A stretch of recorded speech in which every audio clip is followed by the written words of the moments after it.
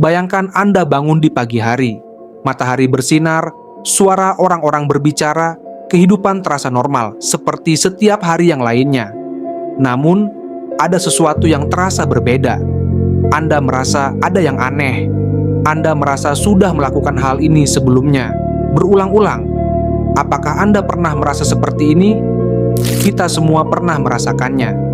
Perasaan seperti kita terjebak dalam sebuah rutinitas, atau lebih parah lagi, kita terjebak dalam kehidupan yang sepertinya tidak kita pilih. Tapi bagaimana jika perasaan itu bukan hanya sekedar kebetulan? Bagaimana jika kenyataannya kita semua sudah mati?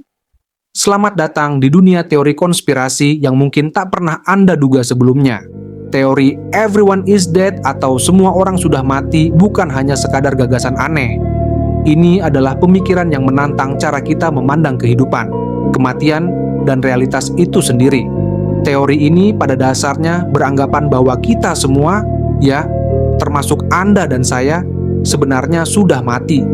Semua yang kita alami dalam hidup ini, perasaan, emosi, dan dunia yang kita lihat setiap hari hanyalah sebuah ilusi, sebuah simulasi, atau mungkin kita sedang menjalani kehidupan setelah kematian. Kami mungkin mengenal teori ini dari film-film. Misalnya, dalam The Sixth Sense, kita melihat seorang anak yang bisa melihat orang mati, sementara karakter utama yang diperankan oleh Bruce Willis akhirnya menyadari bahwa dia telah meninggal tanpa menyadarinya.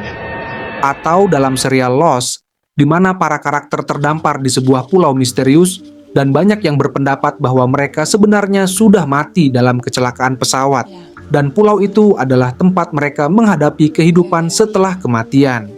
Pada intinya, teori everyone is dead mengatakan bahwa kita hidup dalam sebuah dunia yang sudah berakhir, atau kita sebenarnya sedang berada dalam semacam purgatori, tempat antara hidup dan mati.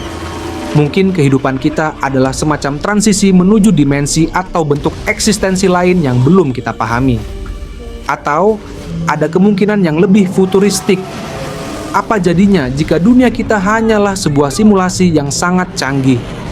Teori simulasi hipotesis ini yang pertama kali diajukan oleh filsuf Nick Bostrom mengusulkan bahwa realitas kita, semuanya yang kita lihat, rasakan, dan alami, mungkin hanya sebuah program komputer yang diciptakan oleh entitas yang lebih maju. Seperti sebuah video game, kita semua adalah bagian dari simulasi ini, tanpa benar-benar menyadari bahwa kita sudah mati di dunia nyata. Mungkin kita hidup dalam dunia virtual, di mana setiap tindakan kita, setiap langkah yang kita ambil adalah bagian dari eksperimen atau bahkan permainan yang lebih besar. Apakah ini terdengar gila? Mungkin. Tapi, mari kita pertimbangkan beberapa bukti dan ide-ide yang mendasari teori ini. Banyak orang yang pernah merasakan fenomena aneh di kehidupan mereka, seperti déjà vu, perasaan bahwa kita telah mengalami sesuatu sebelumnya, meskipun kita tahu itu tidak mungkin terjadi. Atau, seperti dalam mimpi, kita merasa hidup dalam sebuah dunia yang tidak nyata, tetapi tetap merasa semuanya begitu nyata. Ini adalah petunjuk pertama yang sering dikaitkan dengan teori ini. Dunia ini mungkin tidak senyata yang kita pikirkan. Filosof dalam sejarah telah lama mempertanyakan apa itu kehidupan. Seorang filsuf besar, René Descartes, mengatakan cogito ergo sum. Saya berpikir, maka saya ada. Namun, bagaimana jika kita berpikir, tapi kita tidak ada? Bagaimana jika kita semua sudah mati, dan hanya pikiran kita yang masih hidup terperangkap dalam sebuah dunia maya? Bayangkan kita semua adalah jiwa-jiwa yang terjebak dalam simulasi ini, tidak tahu bahwa kita sudah meninggal, tapi terus mencari arti dalam dunia yang tidak nyata. Kita mungkin berusaha mencari tujuan hidup, padahal sebenarnya kita sedang menjalani proses pembersihan jiwa setelah kematian, atau sedang diperlihatkan berbagai versi dari diri kita yang berbeda dalam berbagai kemungkinan dunia. Teori ini juga berkaitan dengan ide-ide teknologi masa depan, seperti virtual reality atau bahkan kecerdasan buatan.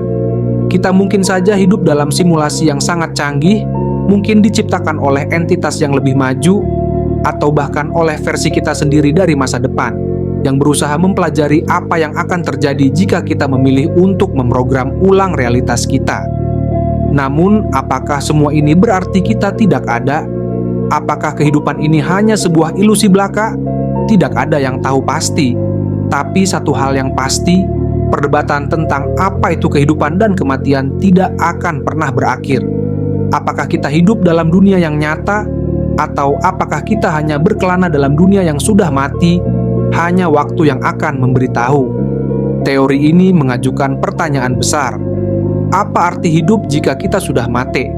Apakah kita hanya menciptakan makna untuk mengisi kekosongan yang tak terelakkan? Atau mungkin kita harus menerima kenyataan bahwa kita hanya sekelompok pikiran? Subscribe untuk video cerita dan fakta menarik lainnya.